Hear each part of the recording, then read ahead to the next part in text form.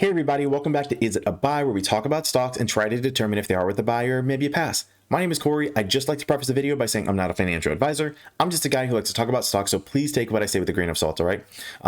So today we are talking about GameStop. Now, a lot of people are covering GameStop, but I do have a few videos coming out that I feel like will be very relevant, and some people aren't really covering these different angles, okay? So make sure you subscribe so you don't miss those. Let's get into the video.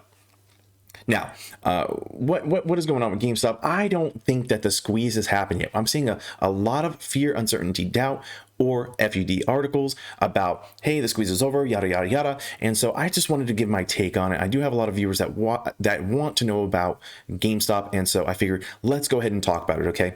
So first things first, the failure to delivers, okay? FTDs, guys, I don't think that these have been covered yet. I think there's still outstanding shares, and we're going to look into some facts that show that. So first things first, this is from the most recent congressional hearing, and we can see that this person, Mr. Dennis Kelleher, is saying that the FTDs, that he believes that the FTDs are covered with borrowed shares, and these are covered with other borrowed shares, and so on and so forth. Okay, so these shares are just being passed around. Okay, they're not actually being covered, and they're not being covered at all. Okay, I did want to just take a look at who he was, because I couldn't remember who they said he was in the hearing. And essentially, he is the president and CEO, as well as the co-founder of Better Markets. And so, and just a bunch of his credentials here, but essentially, he's an expert on financial reform, financial markets, economics, regulation, legal issues, and their intersection with political matters. Okay, so he does have some credentials there. Now, taking a look at the failures to deliver, we can see this is from the actual SEC right here. We can see their data, and this is the actual fails to deliver on their website, and you can see, you can pull them all from here. And keep in mind, it's not the most up-to-date data, meaning it's currently March 21st, and we can't see anything for March just yet, so it does lag a little bit. But here's the previous data we can see, and we can even pull up this data here. We can see the quantity of fails, and we can go through searching GameStop and see how many fails were to deliver, and you can continue going. You can see the dates. Okay, so I did go ahead and do the math here, and we can see that for this one in particular, there were over 600,000 failures to deliver. And so we can continue with this information, and we can see how this has been going on for a while. A lot of people, this is public information. A lot of people have been covering this. We can see these are the exact numbers that I have here, and we can see the total amounts. Guys, this is a lot of money, and they're still continuing to fail to deliver. As long as that continues to happen, they have not covered, okay? And when they do cover, we will know, because there will be some crazy price action on GameStop. It will completely go insane, okay?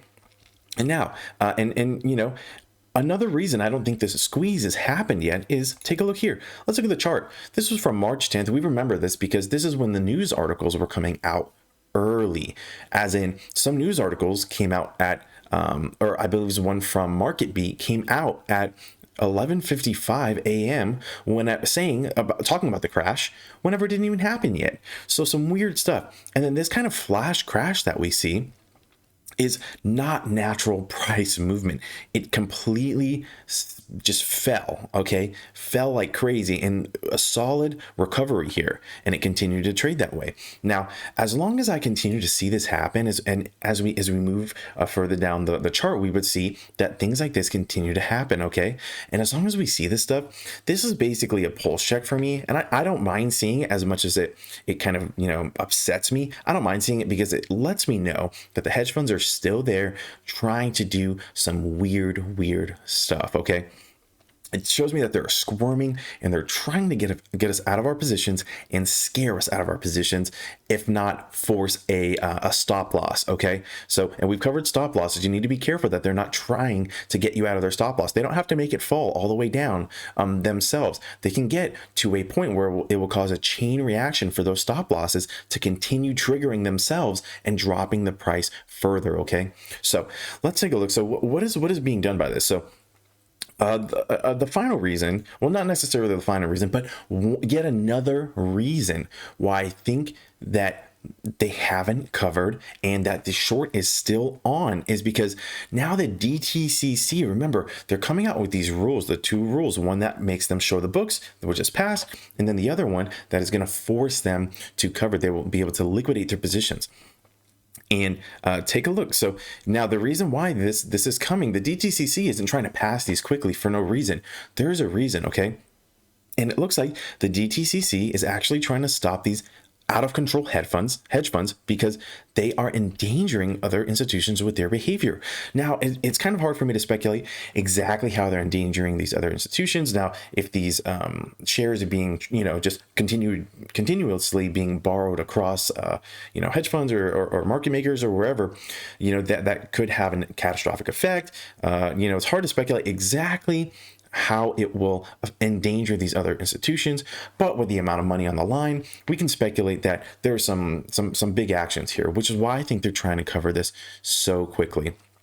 I do have a few more videos coming out on GameStop, and I'm trying to cover this from different angles that people really aren't talking about. I think I have some really good points. So again, just make sure you subscribe so you don't miss those. That's it. That is what I have for you. If you did like the content, please be sure to subscribe. I am doing my best to cover AMC, GameStop, the squeezes, on multiple stocks, and just doing my best to cover as many things as I possibly can, okay, as soon as I can. So also, if you wouldn't mind dropping a like, that really helps with the channel, especially with that YouTube algorithm, and we need people to know, we need visibility here, so people understand what they may want to do. Again, I can't really give financial advice, I can't tell people what to do, but if people have the knowledge, they can make informed decisions for themselves. All right, thank you so much again for taking the time to watch the video. I hope you have a good one. Peace.